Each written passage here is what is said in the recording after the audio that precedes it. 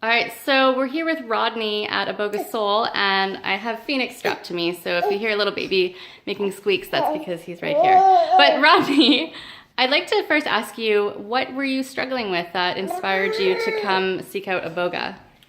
Well, when I was growing up, I grew up in a larger population, went to a larger high school, there was a lot of people there, social networking was getting quite large, and of course I dealt with everything that an average kid in high school would ever deal with. From the beginning, I always felt like I wasn't quite in place, always looking for a better place to be, looking for my calling, really. So I struggled with lots of things. And as I got a little bit older, I struggled with death. I lost my father at a young age, and a lot of other close people.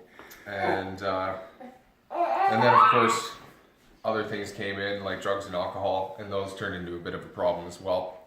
I found myself struggling to, sometimes I was struggling to hold a job even, and life was just, it's shit. There's things I couldn't quite manage. Everything was becoming unmanageable. So realistically, I was always trying to find a way out of problems, and I was never not trying to better myself. Clearly, I always treated people really well, and I think I put myself last in a lot of situations. So really, just trying to find a way out. I ended up going to rehab. I've done the 12 steps and stuff like that, and I really found I couldn't. If I couldn't do school, I couldn't do someone else's idea on how to change my life from a book. I'm not just like everyone else. I'm not exactly like that. I knew I was different.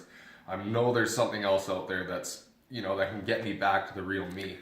But really, I've just been lost in the whole system and the way everything's been working out for me.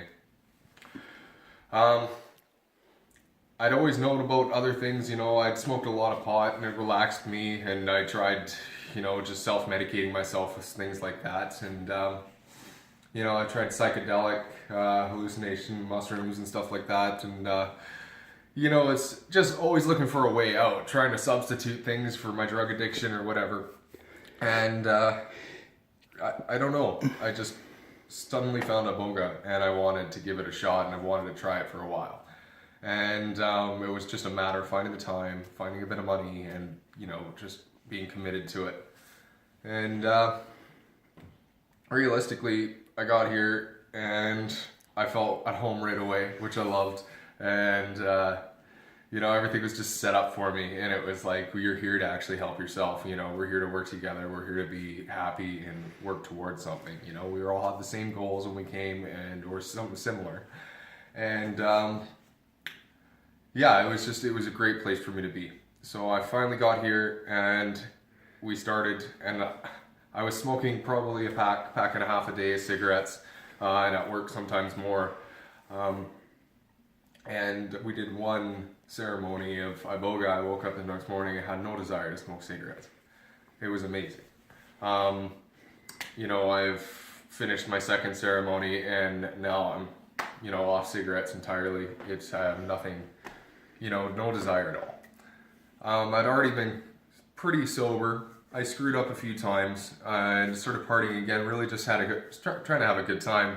I'd been sober for about 3 years or so, and kind of fell off the deep end again. But here I am now, and I have no desire for any of that anymore. And I really am just very thankful for it. Mark and Robin were there right beside me the whole time, and the meals were here. They had me a beautiful bed to sleep in and something comfortable for me all the time.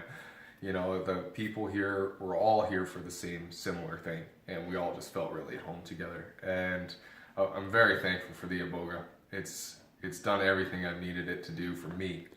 I've realized that I can actually fix things in my head, and I can't actually, rely off anything else other than me to fix them. And it's so simple. And like realistically, all the thoughts in my head to begin with I was just confusing with other things. But realistically, I think they were harder than they actually were. And then now that I've done the Iboga, the 2 ceremonies, I'm realizing, no, the thoughts that are there are there. You know, those are the thoughts because they're real thoughts. I can use them. And like, it's simple as that. If I'm not going to smoke, I just don't smoke, and I don't smoke anymore. It's simple as that. It's simple. I don't drink. I don't screw up. There we go. I don't do it. You know, it's just very simple. Like, here I've struggled for years. I couldn't go a day without putting any drugs in my body or, you know, having a beer with dinner or something like that. But realistically, I've never really needed it. And there's just been something in my body, the whole system, and the way the world works for me right now that I don't actually need any of it. I'm just happy to be me. And I know I'm always just going to treat people good like I always have. And I'm always going to continue to work on myself.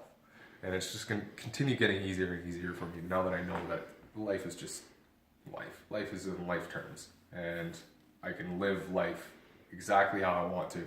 And if I think something, I know I can do it because it's in my thought process and I can actually complete it. And it's just everything that's there I can actually do, and I am me. And yeah, so thank you very much.